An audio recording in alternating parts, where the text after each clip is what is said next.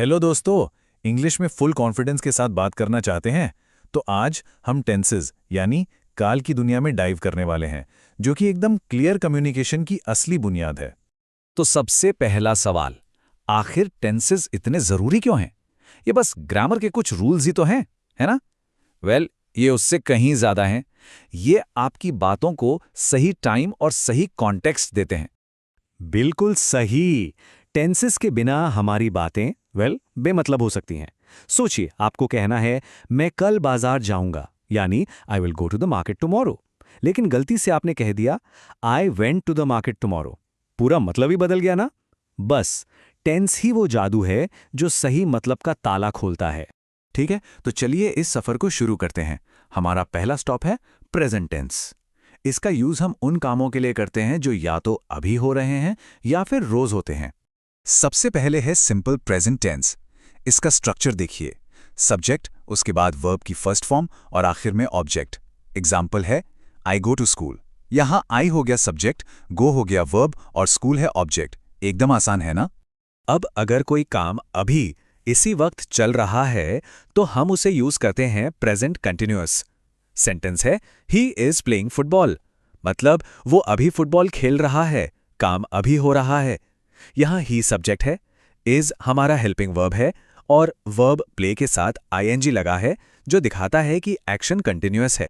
अच्छा, अब उन कामों की बात करते हैं जो बस अभी अभी खत्म हुए हैं। इसके लिए हम यूज करते हैं प्रेजेंट परफेक्ट। एग्जाम्पल है दे हैव रेड बुक्स। इसका मतलब है कि उन्होंने किताबें पढ़ ली हैं, काम पूरा हो चुका है। यहां दे है सब्जेक्ट, हैव हेल्पिंग वर्ब और रीड है वर्ब की थर्ड फॉर्म। ये टेंस थोड़ा इंटरेस्टिंग है। ये उन कामों के लिए है जो पास्ट में शुरू हुए थे पर अभी भी चल रहे हैं। जैसे ही हैज बीन प्लेइंग फुटबॉल, मतलब उसने कुछ देर पहले खेलना शुरू किया था और अभी तक खेल ही रहा है। देखा, हैज बीन और वर्ब के साथ इन मिलकर इस कंटिन्यूअस एक्शन को दिखा रहे हैं। तो प्रेजेंट टेंस क्लियर हो गया।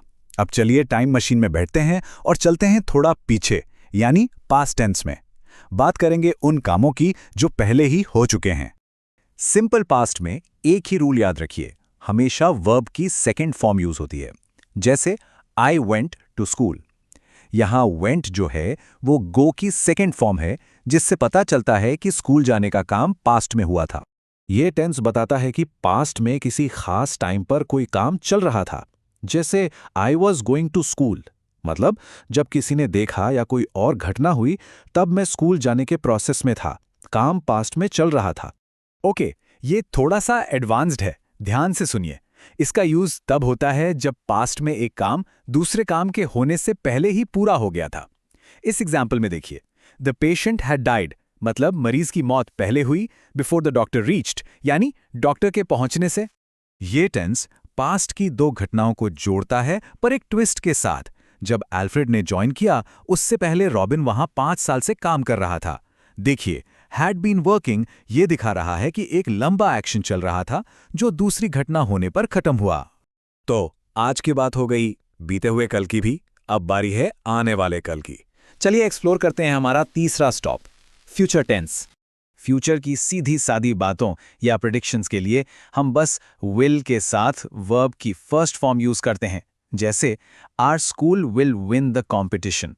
ये एक उम्मीद या प्रेडिक्शन है फ्यूचर के लिए। इसका मतलब है कि फ्यूचर में किसी खास टाइम पर कोई काम चल रहा होगा। At this time next week I will be travelling home, मतलब अगले हफ्ते ठीक इसी समय पर मैं सफर कर रहा हूंगा। एक्शन इन प्रोग्रेस होगा बट फ्यूचर में। इससे पता चलता है कि फ्यूचर में एक सेट टाइम तक कोई काम पूरा हो चुका होगा। सुहाना का शिफ्टिंग का काम अगले हफ्ते तक खत्म हो जाएगा। सुहाना विल हैव शिफ्टेड, काम कंप्लीट हो चुका होगा। ये थोड़ा कॉम्प्लेक्स है पर बहुत पावरफुल है। ये बताता है कि फ्यूचर में किसी पॉइंट तक कोई काम कितनी देर से चल रहा होगा। इस एग्जाम्पल का मतलब है अगले अप्रैल तक सिल्की को इस घर में रहते हुए पूरे 3 साल हो जाएंगे और एक्शन आगे भी कंटिन्यू रह सकता है। तो ये थे हमारे 12 टेंसेस। हमने सबको एक एक करके समझा। अब चलिए इन सबको एक साथ एक जगह देखते हैं, एक सुपर हैंडी गाइड में। ये टेबल आपकी कंप्लीट टेंस टूल किट है। इसमें हर टेंस का प्रेजेंट, पास्ट और फ्यूचर का एक सिंपल सा एग्जाम्पल है। इससे आपको पैटर्न्स और उनके बीच का फर्क एक नज़र में समझ आएगा। आप इसका स्क्रीनशॉट जरूर ले लीजिए, बहुत काम आएगा। तो इतना सब कुछ सीखने का आखिर पॉइंट क्या है? इसका आपकी रियल लाइफ इंग्लिश कॉन्वर्सेशन में क्या फायदा है? चलिए सबसे जरूरी बात पर आते हैं।